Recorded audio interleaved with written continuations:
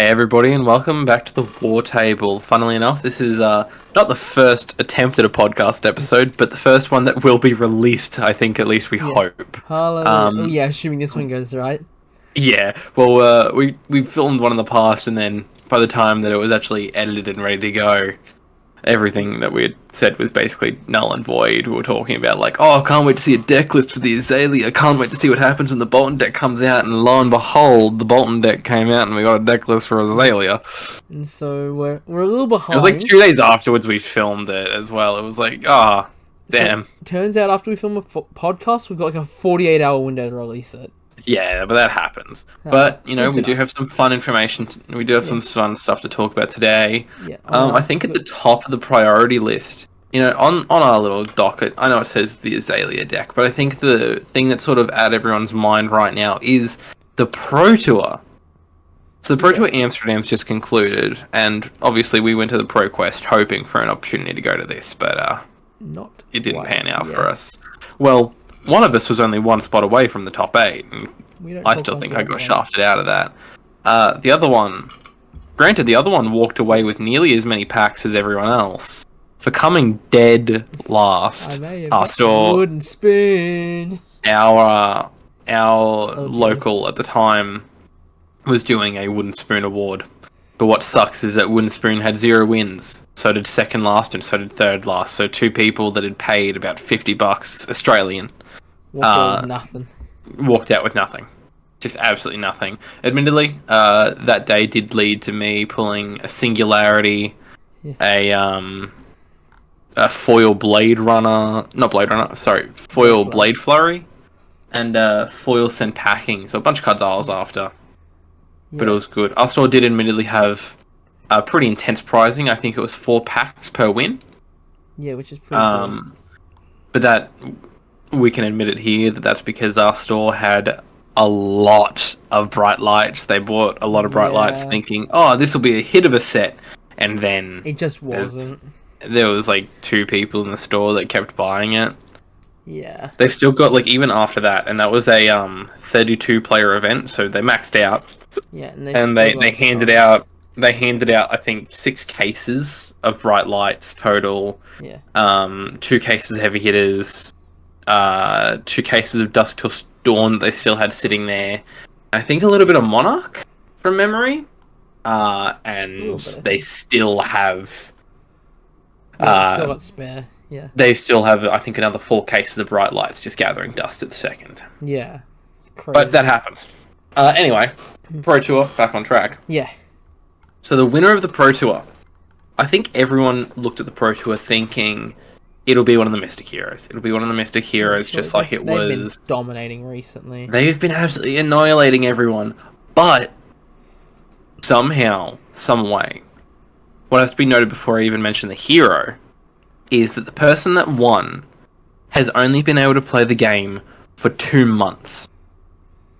That's right, a person from Japan who only started playing upon the release of Mistveil, from what I'm aware of, won not any of the Mystic Heroes, not any of the heavy hitters, not even some of the meta picks currently, like Prism, who's been baring her teeth again at everyone. Yeah. Not anyone absurd, but Azuri. That's really interesting. No one. I don't think anyone would have picked it. Yeah. I mean, going into the top 8, it was very interesting to see the top 8, because the top 8 consisted of 3 Zens, 3 News, 1 Levia, and 1 Azuri. I'm not too shocked about the Levia, honestly. Levia's been showing that she can do some work against some of the Mystic Heroes because she just has a decent damage presentation, and she has some of the on-hits that some of the other brutes don't have. Yeah, fair enough. But Azuri, a deck that famously struggled into massive aggro decks because they just couldn't keep people down if they wouldn't block or if they just didn't care about her attack reactions. Put down Zen. Yeah, that's a deck that doesn't care about whatever you throw at him so long as it doesn't disrupt his hand. Yeah. And the way that the Azuri won I Honest- genuinely sat there for a minute thinking, oh my god, this poor Zen. Yeah, it was Because this Zen rough. lost because he drew levels of enlightenment and 3 transcend cards in one hand and was on 4 health. On one hand, it's the risk of playing Mystic, but on the other hand, the chances of that. Oh, well, we've seen the top decks of the century come from Dromai. It was about time that one of the meta decks got shafted by the top of the deck, I think. Yeah, but just to pay our due diligence. There, the Azuri was being played by, I'm gonna butcher this, and I'm so sorry. Shoma Yamamura, I think it is. Yamamura? I think it's Shoma Yamamuru. Neither of us speak Japanese whatsoever. If we need, we can get in one of our mates that does speak Japanese to pronounce that properly for us, I'm sure. But the Zen in top 2 was... Oh, I'm not even going to be able to pronounce this one either. Bartosz Ziemba, it looks like. Which, yeah. From Poland, I believe? Is that correct? I think so. Let me double check. But I'm just triple checking. Yeah, Poland. yeah. So, a Polish top 8 who was first. He was first. Having the most wins coming into everything. Yeah.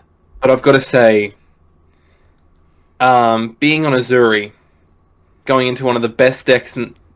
Sorry, not one of. The best deck in the meta currently. Yeah. And winning on 20 health. It's beating big. a Zen from 20. Yeah. Sitting and ending the game going, you're not winning this. Yeah. Early into the match, because, He led cannot from believe pretty it, much the honestly. start. He was admittedly, having watched the game, he did have 2 really bad brick hands. Like, really bad. The Zen or the Azuri? The Zen. Yeah. Had some absolute bricks, a lot of, like, just nothing in hand to throw, a lot of 0 opportunities to actually deal any damage, a good few perfect hits from the Azuri as well. Managed to banish an Art of War here and there, stuff like that. Yeah. And it's just, oof, you know, one of those matchups where you watch it and you just go, oh, Jesus. Yeah, it's very rough. It's really rough to watch. Like, Flick Knives obviously being the clutch card in this game. Levels of Enlightenment, you know, normally would have let him live on 1 at least, even if it all was Transcend cards, but Flick Knives obviously presenting that 1 damage that he just could not deal with threat. Just couldn't Which happens. It happens, man. That's what goes on. I genuinely think the only way that he could have won that matchup at that point is if he'd had, I believe it's Drop in the Ocean or Grain that Tips the Scale, whatever card it is, to reduce the damage by 1. I think it is Drop in the Ocean from memory. It is Drop in the Ocean. Target attack gets -1. I think that's about the only thing that he could have had in hand or in deck at that stage that could have saved him at that point with 3 Transcend cards in hand. There was just no hope. He was in trouble. Because Zen isn't like either of the other 2 decks. 3 Transcend cards from hand, all things considered, it's not as big a deal as it is Zen. Because New, admittedly a bit more specific, probably in more trouble into Azuri. Because New can play things like defense reactions from Banish Zone. And on top of that, Nu's got that much disruption, even with just Chi attack rec. Nu can just throw a dagger and then go, cool, I know you didn't drop a card on that, but I'm going to make you give up a card anyway. Yeah. But when drawing up into a hand of 3 Transcend cards and levels of Enlightenment, Zen just can't do much, sadly. He really struggles with that. Yeah. There's like 2 worlds. If he'd been attacking, maybe he could have done something, but he just wasn't. Yeah. He just didn't get that. He didn't have that opportunity. Because, like, at the end of the day, if you've got, you know, all 3 Transcend cards in hand, you know, you play some of them out as much as you can, Yeah, what can you do? You don't have a lot of choice. He could have, if he'd, you know, gotten the perfect hands for it, he could have even, you know, paid into the Zen ability, and then paid into Kakara, and then thrown levels of enlightenment for I don't know. I can go again and draw a card and blah blah blah, but he wasn't attacking. Was the problem? Is that he just didn't have the hands earlier than that, and then he just got hit with something that he couldn't handle, and that happens, I guess, when you're playing some of these heroes without blockers. Yeah, exactly. Especially when the other person's sitting on 20. I reckon the Zen was just eating a lot, hoping to whittle him down to a point where he could just go cool all at once, done, and just clearly it just didn't happen. Yeah, I mean, yeah. It happens. Yeah. That's how it goes. But obviously, like, massive procs to Shoma. I pray I'm saying his name right. I really do. Yeah. Good on him for just a good performance. Like, watching the game, there were some choices I sat there and I was like, oh, I don't know if I would have taken that risk. And then just seeing how intensely it paid off, you just went, no, he knows what he's doing. He's done the numbers in his head clearly. He knows what he's doing. It's very impressive, honestly. Yeah, he's doing something right, clearly. Which, clearly he is. I mean, winning Pro Tour, what, $200,000, I think, is that first place? Or is that just the overall pricing? I can't remember off the top of my head, admittedly. Yeah, I'm not sure. It's $50,000 for first place, but seeing it go from a meta deck in Dromai, admittedly, a game that the Dromai deserved to win, and the heart of the cards pulled in on that one as well. The top deck of the century. I think people are still talking about it, honestly, to this day. Pulling a Sigil of Solace is crazy. Only thing that could have saved him too. Only thing. Very impressive game to watch. Yeah. But then seeing it go from one of the most meta heroes currently to an Azuri.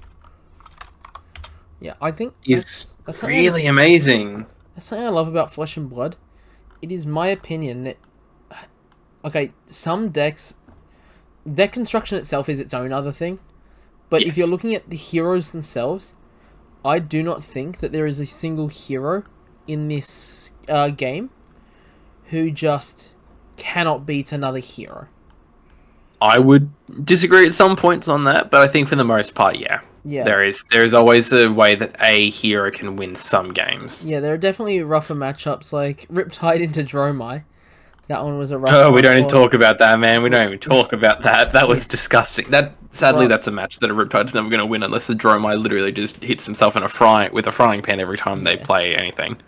But I'm of the opinion that, the deck building itself is its own thing, but there are ways for every hero to win that matchup, whether the Dromai is a redline Dromai and is playing a lot more aggro, and the Riptide is not necessarily trying to trap Tide. They're trying to get that on hit to do what needs to happen. Exactly.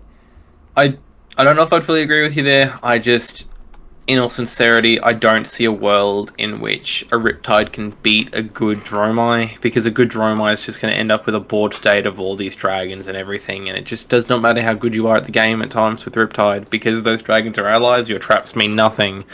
Not all your arrows have go again, nothing's easy. You can do about it, There's very little you can do, and I've seen one game in which a Riptide beat a Dromai. And the only reason that happened is because I watched a Dromai pull into nothing over and over and over, just bricks after bricks after bricks. And the only time that's happened is when that was Big Dragon Dromai and Blitz. Yeah. That's like the only time I've ever seen Riptide win any of those matchups. And even in Blitz, it's a rough game because the Dromai can just go, cool, I'm going to build up a board state to hell and back and you can't do anything about it. Yeah, what are you going to do? I'll go down to 1.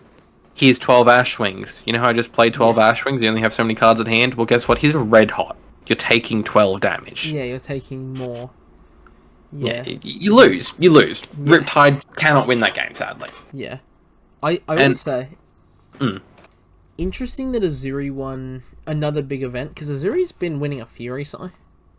She's not been doing crazy, but she's been doing good. Not crazy, but she's putting the work in. She's putting the work in. Yeah, it's not necessarily that she's been doing crazy in any, overall. She just seems to be winning the right events, if that makes sense. She's winning the events that are giving her points. Yeah, exactly, because she won the Melbourne Calling, she's won this event. Oh, that was a while ago now. You can't point back that far. Well, wasn't all that long ago, actually. That's nearly a year ago now. Oh, That was October last year. Fair play. October? Yeah, something like that, I think. No, might have been November. It was exam season. October. I think start of November, I thought. One of the two. Yeah. I think it was late October, early November. Azuri nearly a year ago now. Azuri hasn't been winning overall, per se. Because things like the Pro Quest and stuff, she didn't really have any sort of performance in it. No one had a chance. No one had a chance. Heavy hitters existed, and she just didn't get a chance any with points in KO. this season so far. She's about to get a good chunk come Monday USD. Not USD. USD? US Standard. US Standard Time. Oh yes, how will you be paying for this, sir? Sunday. Shut the fuck up. But no, Azuri, when Azuri does win, they seem to win big events, not your local pro quest and stuff. But oh well. Yeah. But I mean, hey, clearly they did something right. yeah. Good on him. I think that's what's really interesting to see, is that one thing I'm really happy about, admittedly, is that there is not a single hero on the constructed leaderboard with no points. Even the worst of the worst, Betsy, has 4 points. Yeah. They've shown that they can work. But the same cannot be said about Blitz, because Enigma's not very good in Blitz into the current meta decks. Yeah, because Blitz is a lot more aggressive. Oh, Enigma gets annihilated, but sadly, so does Nu, Kasai. A lot of the newer heroes and stuff, they just don't hold their own. Like Olympia, even couldn't do it. Hasn't made any ground in Blitz because there's also just less chances to get points in Blitz. Yes. Which I think they need more Blitz events and stuff. There's skirmish, but that's few and far between. Yeah, exactly. All right. I think we get moving from the Pro Tour and we start talking about something that we did mention in our failed episode. Yeah. The Bolton deck. Now, originally, when this Bolton deck was announced, I absolutely hated the armor they'd give him. The Grace armor. I was really against it, and so I didn't buy this deck because I didn't think it would be any good, and I've already got all the other bulk from it. But you know what? I've been seeing it work quite well for a few people. It's equipment block. It's I've seen a fair amount of people actually charging off of it, especially if they have something like the Bannerets Resolve as well, and all them. Which that's one of the only ones I don't like. Still, Solar Plexus. I don't think it works in the deck. Yeah, there's like hardly any yellow cards that actually have a cost to them. One thing I really happy about that I do think we did forget to point out is that some of the cards that do have a cost on them are the cards that you need to not. Via the Vanguard, I think we did look over it ourselves. Obviously, that podcast won't be posted unless one day we decide to make ourselves look like idiots. Stuff like Via the Vanguard, Take Flight, those things need to be cost free. Yeah. Battlefield Blitz doesn't really need to be. It's if you've charged, Battlefield Blitz gets go again. It's a bit harder to make that worth it. Yeah. But the only downside I see of Solar Plexus is that you've got a banished card from Sol. But stuff like Via the Vanguard, you turn around, you go all in on Via the Vanguard. Yeah. Just triple charge. Give everything +3. And then swing Raiden for 6. Not even that. You can turn around and if you've got it lined up, even just charge twice. Yeah. You can have it lined up to have one of the biggest Lumina Ascension turns with Raiden. Yeah, if you got absolutely disgusting. Yeah. Admittedly, this deck is not a big Lumina deck. It's not the I'm gonna break courage and swing Centauri Sabers 3 times each. Yeah. And annihilate you. It is the I'm gonna I'm going to whittle you down with a good Lumina turn, and I'm going to bring myself back from the brink, and I'm just going to hold it down. And look, this deck is built for Raiden. It's not built for Centaurus. Oh, absolutely. I feel like if you try to run Centaurus here without changing Solar Plexus to Courage and stuff like Warpath, what's the other thing that it's a Refraction Bolters or something, even stuff like that. Yeah, I think there's just a handful of things that at times you just sit there and you just go, no, I don't think you play it like this, I don't think you play it like that, and then you see it work, and it works. Yeah. It puts in the work. Yeah. I mean, at not the most recent Armoury event that we've gone to, but the one before it, the one before that even maybe, when Bolton deck came out that day, I went into a Bolton deck with that. There was two people, one of our close friends who went to nationals. Shout out to him, 60th in Australia at the time, I believe. Yeah. He brought the Bolton deck in. He made I think 3-4 changes to the deck. I think he took out some reds, put in Enlightened Strike, and put in a Spirit of Arena. Yeah. And he went 4-0. He cleaned up the night. Yeah. Although he typically does that, but Yeah. He really went all in and just went, I don't give a fuck. Bang, bang, bang, bang, bang. Yeah, it's a knockout. And there was another one that the only change that was made was putting in a Spirit of Arena. I think they took out a Bolt of Courage or something like that, something along those lines. Oh, might have been a battle. That one had a fair few changes, actually, because that one was running Findals. And was it? Oh, and never mind. Centaurus. I'm just all over the joint. Oh, that's right. Yeah, my bad. I'm getting mixed up with a different thing.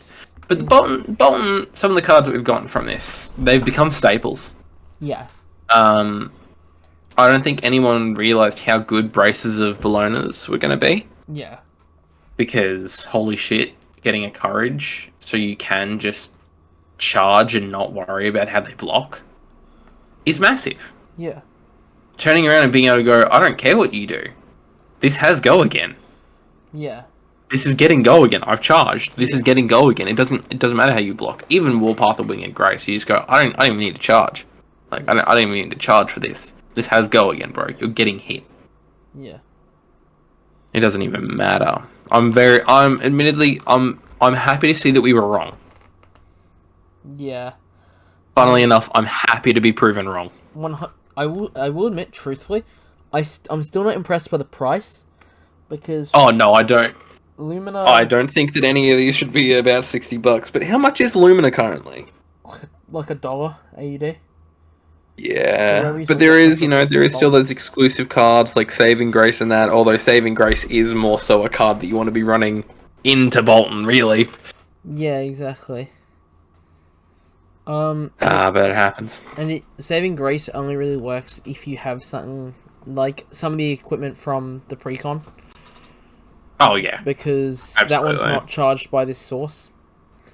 Otherwise, it's 2 cards out of hand to block for 5 total. Yeah. It's not even block for 5, it's block for 3 and then reduce. It's a 5 value card, but dropping out 2 cards is sometimes not worth it. Yeah, whereas if you charge off of Helm, Braces, or Warpath, you're still dropping the same amount of cards, but you're getting 7. You're getting the extra value. And a token. Funnily enough, I think Saving Grace is one of those cards that it's in the deck for the mirror. I actually don't know that it's...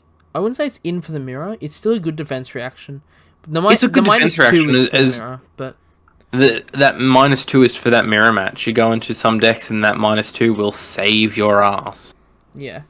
Like going into a Bolton, if they've turned around, they have that Courage or something, and you go, oh well, shit, I'm kind of cooked, and then you go, oh wait, no, never mind, Saving Grace. That has less.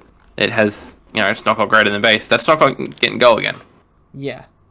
But yeah, I'm very happy to have been proven wrong on this. Seriously, I'm really happy that this deck has actually shown, it's bet its teeth properly. A lot of people didn't think it would. I'm very happy to see that it has, honestly. Yeah. But I'm worried about Azalea, because obviously Azalea is the next one, and I know I say this every time before it comes out. But I I'm really iffy on Azalea for a few reasons. One, it's leaning very hard into aim counters. Admittedly, I am impressed that they're giving out more unique Majestics in this one. Both Stone Rain and Line It Up with the equipment and the 3 standard Majestics. Yeah, I've got to say, I think a lot of people are thinking similarly about this, and that is... It's a Riptide deck. This is a Riptide deck. Yeah. Take out Red in the Ledger, swap it in for Murky Water or Intoxicating Shot, and you've got a Riptide deck. Yeah, that's literally the only switch I would make. Obviously, you got to take out and Knock the Death Whistle, but you just put in, like... Look, there's a handful of changes, but these aim counter stuff... for Intoxicating Shot, Red in the Ledger for Murky Water. Murky Water. You've got a Riptide deck. You have a Riptide deck on your hands. Obviously, you know, you change it up, you get some of your bloody traps and stuff going in it, but the aim counter stuff, it's so much better for Riptide stuff. Yeah. I'm admittedly, with the amount of aim counter stuff, the only arrow in the deck that really cares about aim counters. Like, obviously, there's stuff like Drill Shot that, you know, if it has an aim counter, so on. There's Barbed Undertow, which is pretty good with if you get the aim counter going. But the card that we're all looking at is Stone Rain. Yeah. The new card, the 0 for 4. If it has an aim counter, Dominate, and on hit, it's basically just Intimidate Premium. That's been my way of looking at it. Like, on hit, like, they banish a card, face down a card from their hand at the beginning of their next end phase, they return it to hand. So, that's going to be huge into some decks. That's going to be a massive pain in the ass at times. Because Riptide's got access to it, it's more Dominate for Riptide overall. I think that's the main thing. And the 0 cost Dominate is kind of scary, honestly, with that big of an on-hand. Yeah. I think it's going to be really interesting. Admittedly, a lot of these cards, even something like Line It Up, I can't see Azazel actually running. Azalea wouldn't run it. I can see Riptide running a lot of these cards. Especially with him running New Horizon and stuff like that. It works. Yeah. It works really well. Yeah. Like, some of the stuff that Riptide's going to get access to is crazy. Yeah. Look, I'm a little bit happier with the price of this one, because you are getting 2 sets of unique Majestics. The equipment, which, look, I'm not a big fan of the equipment. I can see it doing a lot of good things, but at the same time, I worry that they've leaned way too hard and just going, oh, it's all new and shiny. Yeah. And they've not actually put the work in to make it worth it. I will say, I'm so glad that they gave Hidden Agenda Arcane Barrier. Oh, yeah. Admittedly, Hidden Agenda is kind of just worse Trench. Yeah. Sorry. It's a downwards side grade for Trench. Yeah. It's not putting the card at the bottom of your deck, it's just turning your face up and then you're getting the pitch out of it, but it's not worth it to me. Yeah, you just run trash. I'm going to sound like a bit of a negative Nancy, but it doesn't feel worth it. Yeah, no, I agree. There's a handful of cards that are in here that I just don't agree with going in an Azalea deck, admittedly. Yeah. Like, some things, 100%, you need Ravenous Rabble, you need Memorial Ground, but where are the other 2 copies of Memorial Ground, I've got to ask? That's frustrating. Where are your on-hits? You've got your laces. Yeah. You've got your laces, you've got Barbed Undertow, you've got Stone Rain, and you've got Red in the Ledger for your on-hits. And obviously, there is the Lace Width, and there is Sedation Shot. Yeah. That's what annoys me the most, I think, is that some of the on-hits that are in here are not the ones that you're bringing to a game.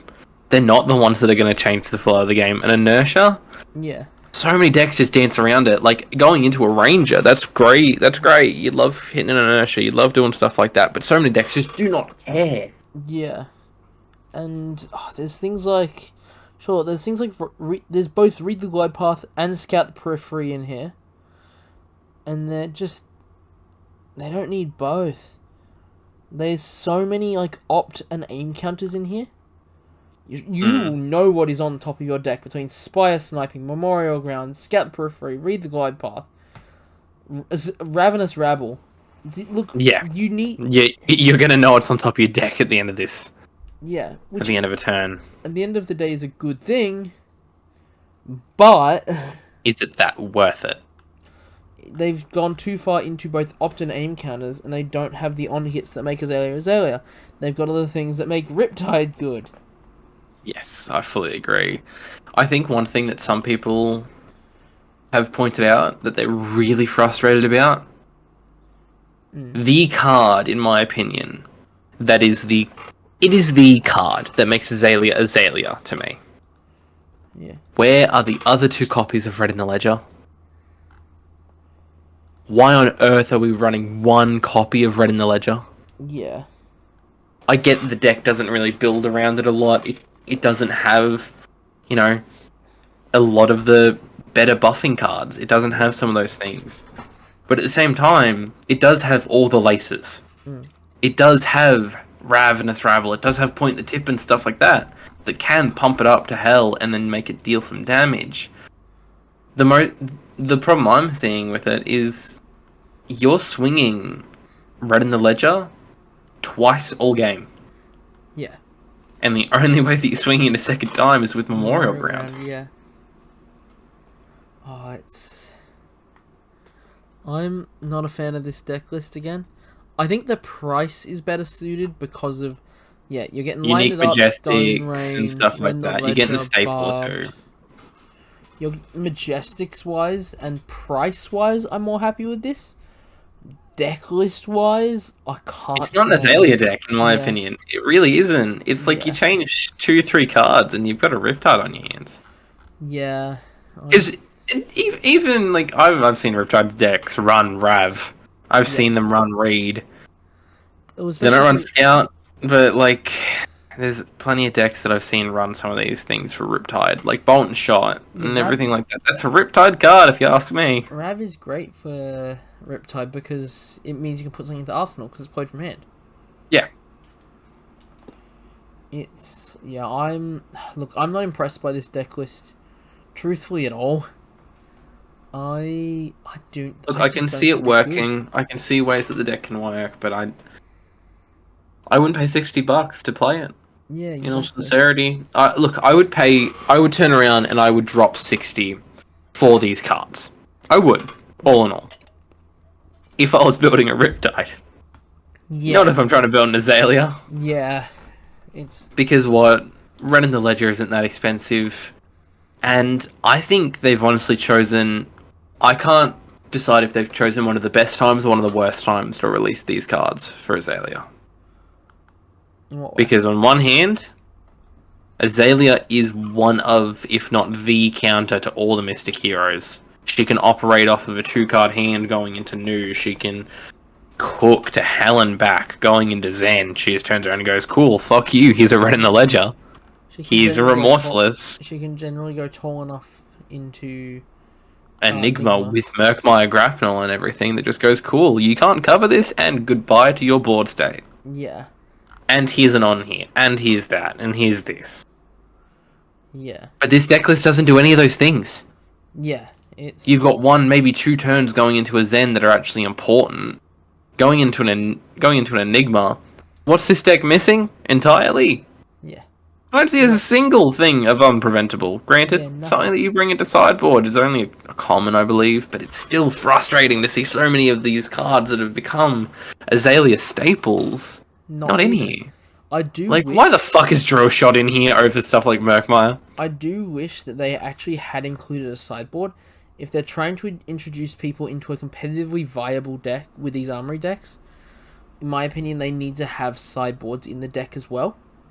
Absolutely. And they need to be introducing people to sideboards, because otherwise it's just a glorified CC Blitz Precon. Oh yeah, exactly. It's all it is right now. What it should be is... what's the word? Yeah, what it should be and what I would like it to be is a actually competitively viable deck. I would rather them charge a bit more and include pretty much all the staple Majestics you would need, not just a play set or 2. And I would Playset or two? I'd love 2 playsets around the ledger at my fingertips. yeah, but I would rather pay, instead of $60 for this deck list, pay close to 100. Have me all me red in the ledgers, all me barbed, maybe a judge, jury, and executioner, maybe a remorseless. Pay a bit more, sure, but have that competitively viable, high quality deck list. I think though that's where our opinion does start to become less important. Yeah. We're not the target player base. We're not the target audience for this deck. Introduce people. It's to get people that have been playing Blitz to go, hey, here's a cool deck that we think is, at least semi-viable, so long as your current Armoury decks that you're going into aren't crazy. This is something that you have on display at an LGS, and it's the same sort of thing as a Blitz precon, because in Blitz the precons can win matches. Like, I've seen the KO deck turn around and just absolutely flatten people in Blitz because he can present so much. I've seen the Kasai deck do decently. I've seen the the Riptide deck rip through a handful of heroes with the precon once or twice. Not easily, but he did it. Yeah. This is to introduce people to a slightly more competitive play. This is an opportunity to go, here's what some of these big power cards are. Here's what some of these important and necessity cards can do for you. Yeah. And look, buying all this stuff, currently at least, it is cheaper to buy this deck than it is to buy all the singles. Currently, it's about $100 to buy this stuff on Fluke and Box. Shout out to Fluke and Box. He's an absolutely amazing person in terms of talking to about the cards and the actual monetary side of everything. He's really, really good to talk to about this stuff. Anyway, you can buy all this stuff for about $100 on Fluke and Box. It's only $60. Talking in AUD, obviously. Yeah. I think the things that are frustrating me the most is that, to me, Azalea's identity is those massive, crippling, dominate on hits. It's not aim counters. It isn't aim counters. Yeah. Every day of the week, I would turn around and I'd say, oh, if you looked at me in the face and said, what card makes you think Azalea? Beyond Azalea, I'm going Death Dealer, and I'm going Red in the Ledger. Yeah. They're the cards that make me think Azalea. Yeah, this is Azalea. If you ask me what I'm thinking in terms of Riptide, I'm in all sincerity, beyond Collapsing Trap and Buzzsaw Trap, I'm thinking cards like Barbed Undertow, Deadeye, fucking Murk My Grapnel, Murky Water, cards like that use aim counters. Yeah, exactly. Not this. This is a Riptide deck. Yeah, it's just... it's not... Yeah, it's not an Azalea. It doesn't feel like an Azalea deck. It feels like a Riptide deck. And even when they advertise, competitively viable deck.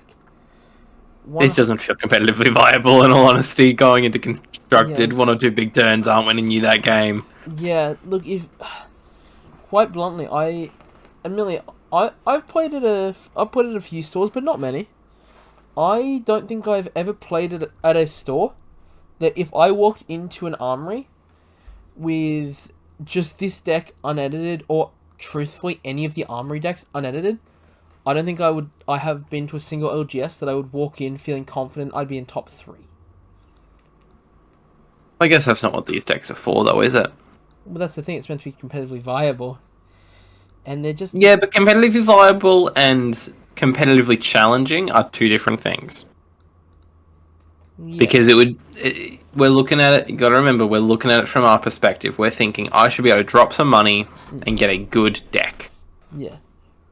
This is $60. Yeah. Off the top of your head, how much is your Bravo? Poor fair chunk, more than 60, yeah. Off the top of my head, my Reiner. Let me double check so I don't make myself look like a dickhead. Obviously. Yeah. But off the top of my head, I think currently my current era Reiner is $600. Yeah. It is literally 10 times the price of these other decks. Yeah. Literally 10 times. Yeah. These Armoury decks, and I'll be entirely blunt and honest, my Rhinar lost into the KO deck. Granted, it's not the Rhinar favoured matchup, but that doesn't matter. Yeah. It was competitively viable. Yeah. My Rhinar fares decently into the Bolton precon. I've played into it a fair few times. It is a viable deck. The Bolton does work. Maybe it's just because the decks that have been printed so far are not, Rhinar favoured matches, but at the same time, a $60 deck going into a $600 deck, it is impressive. It shows that they can work. And at the end of the day, we're not the primary audience for this. We're not the audience or the target for it. That is fair.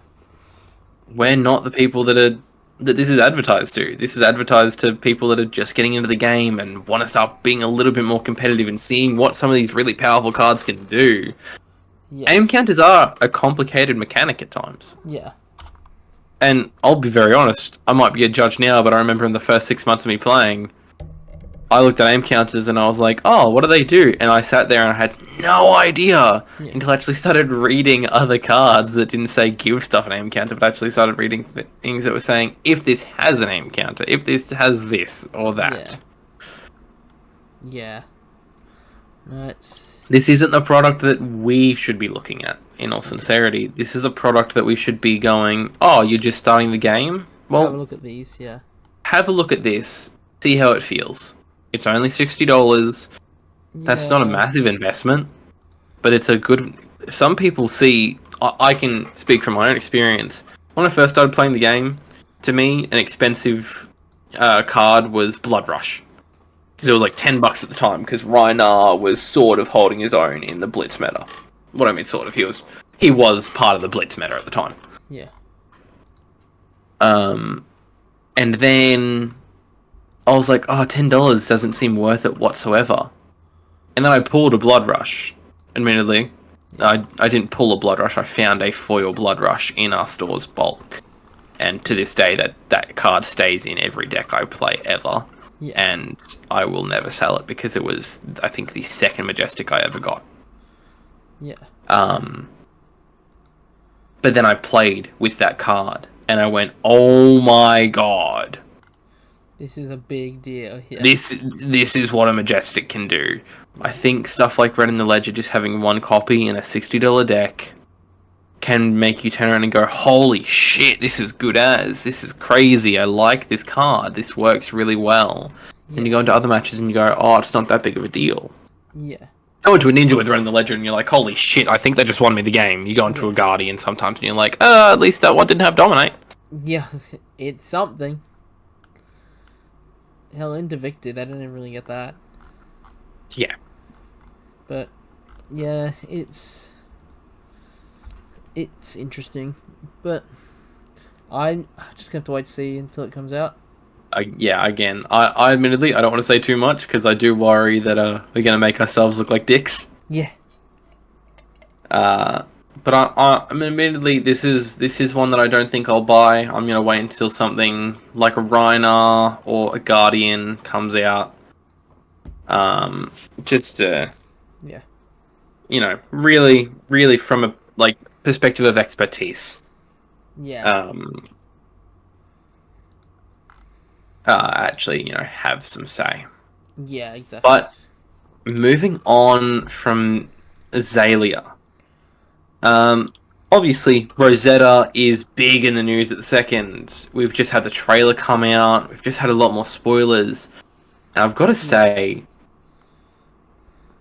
when did we start getting the Magic Duel cards introduced? What the fuck? Yeah, I don't know how I feel about those yet. I don't know. But I think they're cool. I like their design. I think that some of them are really cool. I really like Null. I think Null is a very, very interesting card because currently I think there's only 2 cards in the entire game that say negate. Yeah. I'm very interested in some of them. I do think that they have the opportunity to be kind of crazy strong. But at the same time, I do see some of them being really mid. We've gotten Verdance's hero ability revealed. Yeah. Which I'm really curious about. which in not Constructed scary. and Blitz they are different, which is the first time that That's a we've seen first, something yeah. like that actually. But it is just a numbers thing of Yeah. Vedanta's hero ability. She is an elemental wizard hero, the first wizard with 40 health to start in CC 20 and Blitz. Which is If there are scary, in my opinion. if there are 8 or 4 if you're in Blitz, or more Earth cards in your banished zone, Verdance gets whenever you gain health during your turn, you may deal 1 arcane damage to any opposing hero. Yeah. Which to me, one, that means Heartbeat of Candlehold's going to be very fun. Yeah. Pulsing Aether is effectively a 2-cost 5 Yeah. in terms of damage later on. Cards like what is it? Felling of the Crown are going to have a massive impact in how these heroes play, and I think Decompose is going to be a huge keyword in this set. I think Decompose is going to be there a lot. Yeah, no, I agree. I will admit, I'm disappointed by Mr. Orb himself. Ocilio? Yeah, I don't like his ability. I don't like his ability. I can see it being really strong. Yeah. No, I can as well. I can see the drawing of cards to be able to filter your deck all you need to be really, really powerful, honestly. Yeah. It'll be interesting, that is for sure. Oh, yeah, absolutely. Yeah, I'm not... I can't vocalize why. It's just, I just don't like it for some reason, if that makes sense. Yeah, I know, I get that, I understand that. Moving away from just the wizards, there's also Aurora, Shooting Star, who we knew the hero ability of the whole time. Create an embodiment of lightning token. Activate this only if you played lightning card this turn. Once per turn instant as a 2-cost to me feels harsh. It doesn't feel very good. Yeah, that's fair. I can see it working, but I don't know if it will work that well, you know? Yeah, it'll be interesting, that's for sure. Absolutely. Okay. She does have stuff like Burn Up / Shock at her fingertips already, though. Like, we can see that so far. Yeah. And I've got to admit, one thing that I'm worried about within this set is Briar in Blitz. I worry that she's just all of a sudden just going to become the force to be reckoned with, and she's just going to flatten everyone until she LLs. I have literally no doubt about that. Another thing I'm worried about, I know that Channel Mount Heroic has been announced in a cold foil for prizing of some of, I think the skirmish it is. Yeah. But there is 2 thoughts in my mind that I can't pick between the two, of either Channel Mount Heroic is going to skyrocket in price, or it is going to get banned in a week. Yeah. Because having a Rune Blade have access to constant damage buffing is scary. Yeah. Which does admittedly bring us to Florian, who has the same ability as... the same ability difference as Verdance. If there are 8/4, depending on the format, or more Earth cards in your banished zone, Florian gets, if you'd create 1 or more aura tokens, instead create that many +1. I think Florian's going to be the deck to beat in this format. I think that he's going to be the one that scares everyone. Yeah, I'm so glad that it's aura tokens, not auras. Because... Why? Because if it was auras in general, it would go nuts. I mean, yeah, you can double down on like stuff like Rune Blood Barrier and everything. Channel the Millennium Tree. Channel Mount Heroic. Yeah, true. Yeah. That's a fair point. I didn't actually think about that. Yeah, you'd be doubling each of those. Ask Yeah, until that you've is got true. the Earth cards, and then play down Yeah, 1 and get the value of 2. Yeah. But I do think that Florian is going to be the deck to beat, honestly, with an ability like that. Yeah.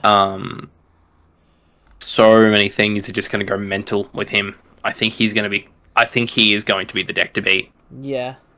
I can see him being scary strong, and that does seem to be Runeblade's problem of either being absolutely shit, like Vincent was for an extended period of time, Yeah. until decks came out that she just bullied, Yeah. or being broken. Yeah. Having the blended damage type is so hard to balance. Yeah. Ooh, But hey, that happens. I'm scared of them using amp, because while it's less of a concern in CC for things like blitz, one of the reasons I love rune blades with rune chant is the fact It's because it's all different sources. yeah, you can bring one AB and be fine.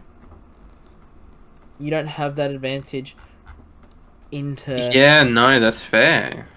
and blitz. You don't have time to pitch a bunch and to slow down. Yeah. But I also do have one Well, concern, which is a bit far more niche. mm, I'm worried about obviously Living Legends a format now. yeah.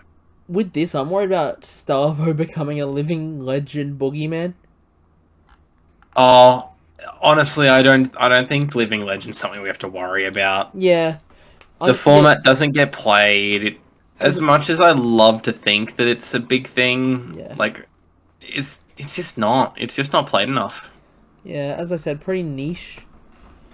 But someone who is building a LL Starvo. I'm looking at some of these cards like, oh, we're gonna have some fun. Oh yeah, some of them are like really scary, admittedly. Yeah. I'm really curious about how these meld cards are going to work. Yeah. I do think some of them are going to be really, really strong. But the other things that I want to talk about, obviously we've got stuff like Earthform of the on-hit, create this, do that. Yeah. Channel Lightning Valley is really cool. The first time you deal damage to an opposing hero each turn, draw a card. That's really cool. That's really strong. I think that can be massive, especially being an instant. Yeah. The thing I'm worried about, outside of them, is some of these rares that we've been shown. Hand Behind the Pan, Smash Up, and Tongue Tied. Sorry, I shouldn't say worried about. I'm really interested in these. Hand Behind the Pen, 2 for 6 when it hits a hero, turn their arsenal face up, then banish a non-attack action card from their arsenal. Yeah. That is a Wizard Bane. That is a, oh hey Kano, that innate the Wildfire in there? Gimme. None of that, yeah. Smash Up, same ability, but it's banish an attack action card. It's a 1 for 5. Yeah. Tongue Tied is a 3 for 7, not the cheapest. When it hits a hero, turn their arsenal face up, banish an instant from their arsenal. I am not a big fan of Tongue Tied. Not worth it. Yeah, they a just red 3 for 7 2 block, not worth it. But Hand Behind the Pen. Oh, I think that's going to be fun. I think that's going to be an auto include. I think that's going to come into the Rhinar deck for going into Wizard. Yeah, it'll be a sideboard, yeah. Fully. But, means I might have to trim some of the fat out of Rhinar again, but that's a different issue. Oh, one I find it really interesting that I actually really like. Sanctuary of Aria. I don't know how to feel about it. Purely because we haven't got confirmed Nullrune, and we've got Arcane users in this set. I'm a big fan of it. It's kind of not worth it in terms of the pitch value and everything, but I can see it being there as a necessity. Yeah. You start the game, Sanctuary of Aria is for the draft events. It is to ensure that everyone that is getting, playing these games and doesn't draw into Nullrune and stuff like that isn't just dying immediately to some of these wizards and stuff that can just go, oh cool, boom. Making sure that game's not overturn 0. But it doesn't feel all that worth it, honestly. Yeah. I think it's a necessity to include for something like this, because that's sort of what happened in the Arcane Rising drafts and everything, is that if you didn't draw into Nullrune, unlikely, but it did happen, Kano just turned around and went, cool, bip, fuck you. You were just done for, yeah. Nothing you could do.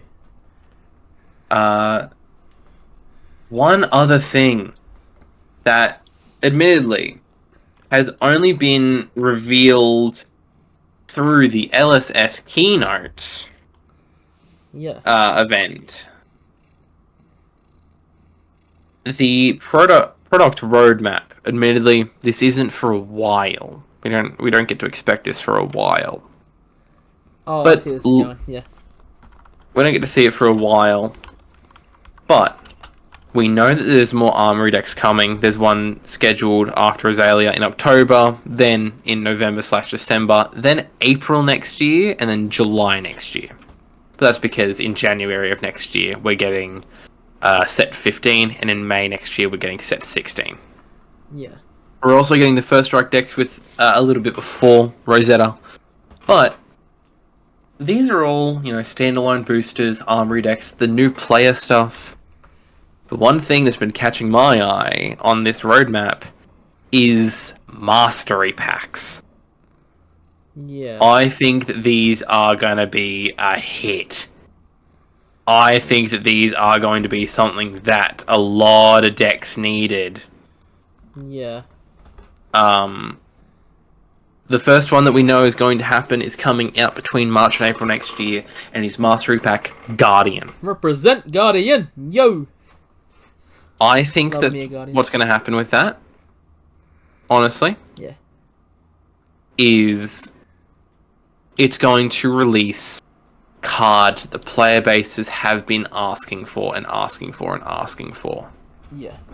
I can see Guardian getting some form of cheap option for some of the, someone like Victor struggles with these really expensive cards all the time. So maybe something that he can work out with. Yeah. I can honestly see it making Betsy viable. Yeah. I can see it making Volda viable. But the thing that I'm most curious about is how they're going to map these out. Yeah. Because I think that they're going to go Guardian, Warrior, Brute, Ninja first. I think they're going to do the first 4 classes, and they're going to follow off after that.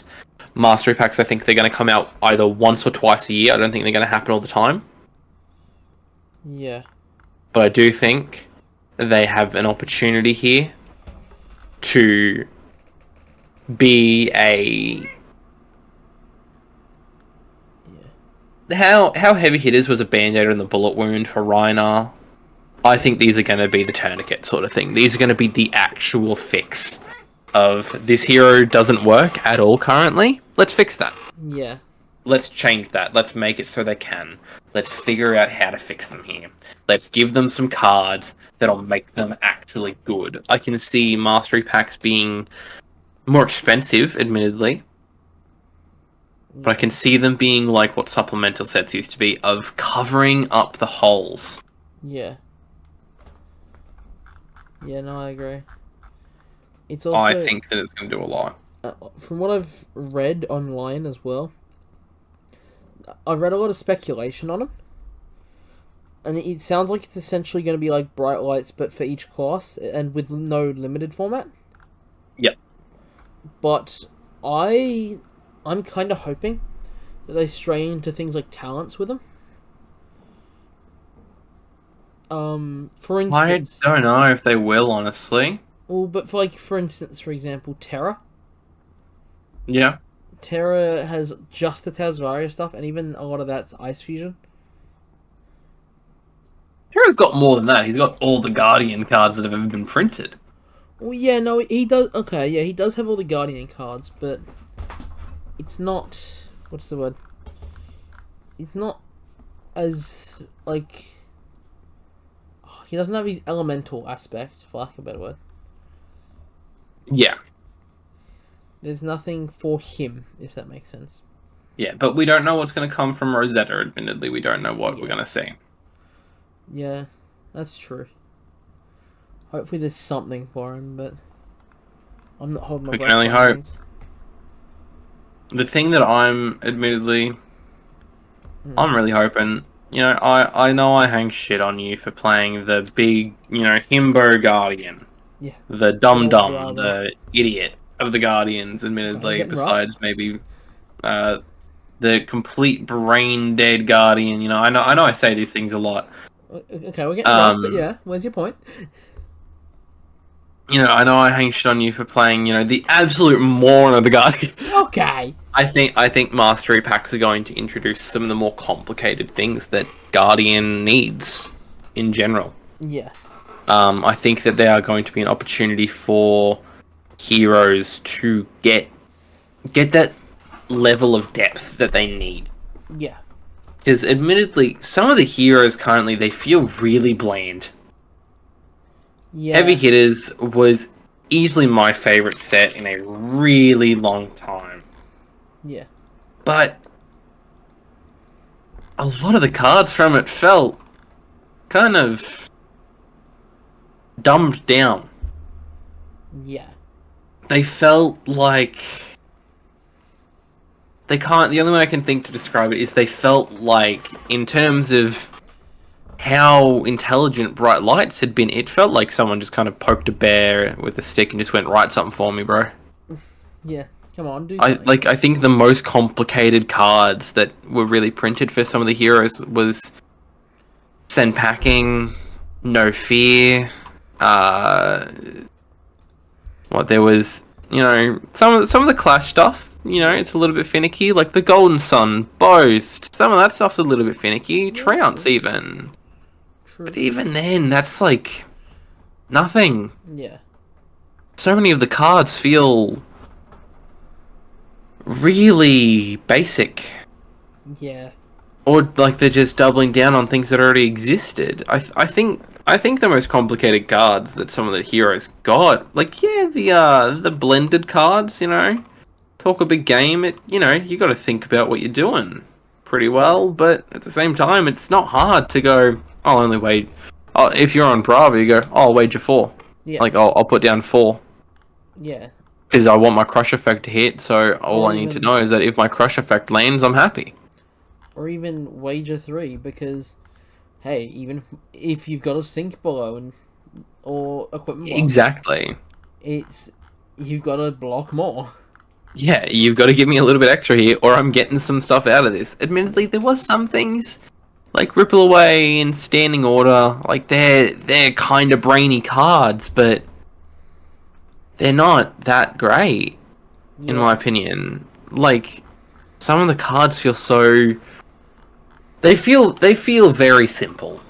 Yeah. Heavy Hitters felt like a very simple set. Yeah, that's It was a very fun set. It was easily one of my favorite sets in a really long time. A little bit of brute bias, admittedly, and I got some of my favorite cards ever out of this, like my Olympia Marvel. Yeah.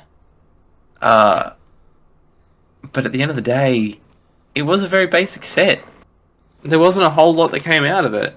As compared to, Bright Lights, some of the stuff in Bright Lights is so brainy. Mechanologist as a whole is really brainy, if you ask me. Yeah. I find them really confusing at times, but the Evos, they're all really cool and unique and interesting.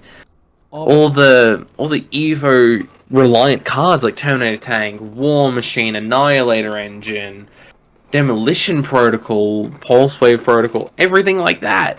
They feel really fun. They feel really cool. To a degree, though, that also kind of comes down to the class, sadly. I know, but we've seen Brute get some interesting stuff. Like Smashing Performance in Bright Lights was it was an intuitive card of, this is a risk. It doesn't have block. It's a draw and discard. It's destroying an item at random. So it's a thing of, do I run the risk of not hitting the right item? Do I do this? Do I do that? Do I do this? Do I do that? Yeah. And it's just some of the stuff. Even like Shriek Razor's already dead. Emboldened Blade, fucking Phantom Tidemore was a big one. Tome of Imperial Flame, all those sort of things. They felt important. Yeah. They felt cool. Like obviously you had some really, really, really basic stuff like Slay. Yeah. Destroy target angel ally. I think it is literally the most simple card in the game currently. It's just cool, get rid of that, thanks. Yeah, bye. Yeah. That's dead, lol. Yeah, you got some interesting stuff even in the, backup of it. Like, Sonata Phantasmia. Not a complicated card, but not the most simple. You've got to know what you're pitching into it. You've got to know what you're doing. Yeah. And then, it kind of felt like that was it. For a bit. Yeah, exactly. Mistveil's expansive. Like, it knows what it's doing. It's an intuitive set. You got to use your head. But it's still a lot of the heroes, isn't it? Enigma, in my opinion, is the most complicated. A lot of the time, it's just cool. I'm going to double transcend by playing these two at the same time. I'm going to... I'm just going to end up swinging my entire board state at you. Oh no, you're throwing damage at me. I'll block 8 with Unmovable from Arsenal. And then I'll continue to swing 18 at you every turn with my board state that you can't do anything to. Yeah. It feels very bleh. Yeah. And Zen's brainless, let's be real. Zen is the epitome of... Ollie 20, he's 50. Ollie 17, he's 50. Yeah, I don't think that's entirely fair, but no, I do agree. He's just Fi and KO premium. Yeah. He kind of just goes, oh, 20 damage with no one hits? Is that it? Yeah, that's all. Okay. Art of War. Yeah. Gonna activate my Transcend ability. I'm gonna get all these cards in hand and blah blah blah. Here's a gazillion Crouching Tigers. Yeah. I've actually seen recently some people turn around and they play Zen in a very, admittedly, a little bit of a smart way. I'll appreciate it, but they get as many Crouching Tigers as they can into hand, and then they use Hope Merchant's Hood. Yeah. And they just turn around and go, cool, I draw 8 cards. Yeah. Do something about it. Yeah, yeah. Fair. Yeah, nothing you can It do. feels kind of like there's a lack of interaction. I really hope Rosetta does better than that. But I do think the Mastery Packs will help with that massively. Yeah. Yeah, I agree. 100%. I think Mastery Packs are going to be an opportunity for them to give some classes that are admittedly have that sort of brainless title a little bit more depth. Yeah. Yeah, I agree. Oh well. You just gotta hope, man. We just gotta hope. Yeah. Just gotta... It's a maybe, but... We'll see what happens, you know? Yeah. You never know. Yeah, we gotta wait and see. Yeah. Luckily, there's some interesting stuff coming out soon. Rosetta does seem like a really interesting set. I'm really keen for it to actually have some impact. Yeah. And just, I think we're kind of getting near what we can talk about for the night. I just want to quickly glance at the Living Legend leaderboards. Dash Inventor Extraordinaire is putting in work. Yeah. 100 points this season. This is before an update or anything. It could have gone even further. There's been some battle hardens and stuff like that. She could have gone even further. She is 90 points away. I think she's gone at the end of the month. Not July. I think she's gone by the end of August, nearly. Really? I reckon she's getting there. What events are there to knock her out is the thing. Well, let's have a quick gander, because we know that we've got... there's still some more battle hardens. Yeah. There's a good few, ProQuest pluses and stuff like that. Yeah, true. There's those sort of things coming around pretty soon. Yeah. There's a good handful of things, I think, that are going to give her an opportunity to...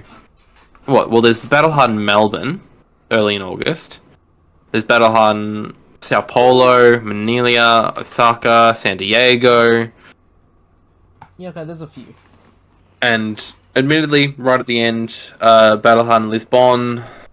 I think there's going to be some opportunities for her to be gone. I reckon if she puts in the work as she has been... I reckon she's gone, because she can kind of at times just do Zen's job better. Yeah. Truthfully, I don't know if she's gone at the end of August, but she's not going to take long to go. No, I reckon she'll be nearly there. Yeah. I don't think there's anyone else that's going in the short term anytime soon. Oh, no.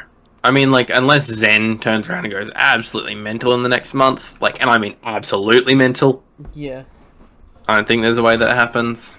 But I don't think she's capable of going mental enough. Well, what? Like I said, we've got some things coming up. There's a bunch of battle hardens, but the battle harden only gives you 25. Yeah. He's sitting where currently? He's at 475, so he'd have to... Yeah. Well, he'd have to win 600 points, 625 points worth. He can't get there in the next couple of months, but I reckon he's going to be one of the next decks to go, honestly. He's very good. Yeah, that and KO, I reckon. Yeah. Well, I don't know about KO anymore. Not until Zen's gone, because everyone that was on KO, because he just did the great job of just going, oh, he damages more, is on Zen now. Yeah. I was worried a little bit for Bravo going, because I was worried because he was my main. Even though he's on He's not getting a single point. Yeah, even though he's on 731, I don't think he's going anywhere anytime soon. He's not winning big events. He's not winning any events, man. Yeah. Not with decks like Enigma floating around that just cannot do anything. Yeah, he just dies. He just goes, oh, I'm going into Enigma, I forfeit. Yeah. I'm okay. Oh, I did 3 damage turn 0. Yeah. That's all I stopped playing now. Yeah. Look, I'm done. I'm completely okay with that. As much as I like my heroes being good, I enjoy Bravo. I'm not going to stop playing him because he's not. But, oh well. I don't like any matchup that's just an automatic. Cool, I lose. Yeah, of course. I hate that. That's fair. I'm of the opinion that a rock paper scissors meta should be to a point. I think that any deck should have a chance in any deck. Yeah. Like my Rhinar if I had a 50-50 into every single match that I went into, I would know that it was purely what my deck gave me and how I played that won me a match. Yeah. Not, am I going into someone that doesn't care if I get a perfect blood rush? Yeah. Yes? Great. Lovely. Because effectively, unless I manage to go turn 0, perfect blood rush, turn 2, perfect blood rush, turn 4, perfect blood rush. Yeah. I'm not beating a Zen. Yeah, you can't outrace them. It just doesn't happen. Yeah. I've beaten a handful of Zens on Talishar. It just doesn't work, man. I've beaten 1 or 2. Currently on a 17 streak with Rhinar on Talishar. Yeah. But I'm just sitting there, and anytime I see a Zen queuing up, I just go, nah, I'll queue up my own match, thanks. Yeah, never mind. Yeah. Because I don't like playing into Zen. He feels uninteractive. He just goes, oh, I don't care. Oh, I don't care. Oh, fuck, you pummeled me. Yeah. Oh, no, there's a Zen packing. I don't care. I don't care. I don't care. Feels uninteractive. Same with Enigma. She feels uninteractive. I like playing into Nu. She's fun. You actually have to think. Yeah. Yeah. But we'll have to wait and see at the end of the day, won't we? Yeah. Oh well. See what Rosetta does. See how they impact the meta and everything. I really hope they change it up. I really hope that they kind of beat down some of the Mystic heroes and give other decks a chance. Yeah, hoping so. Praying for it, honestly. Yeah. But time will tell. He's hoping. Time will tell. Anyway. I think that might do us for today. Yeah, I was going to say, I really hope everyone enjoyed the podcast. I'm Zach, the other host is Bass. Howdy. I think that's most of the recent Flesh and Blood news and our opinions. I think that's all the Flesh and Blood news. A second, there's not much to talk about more. Yeah. Yeah, not a whole lot going on recently. We've gotten Rosetta spoilers in the last couple of days, and that's kind of it. Yeah. Ah, well. What can you do? Anyway, I really hope everyone enjoyed the podcast. If you did, either follow us on Spotify or subscribe to us on YouTube, depending on where you're listening from. Also, if you want to see other content from us, we've been doing some YouTube stuff of just standard videos, not necessarily podcasts. So make sure to go check that out. It's a lot of fun. We enjoyed it, at least. Yeah. I think that's just about it. Hope everyone has a bloody lovely night. And hope to see you in the next one. Bye-bye. See ya.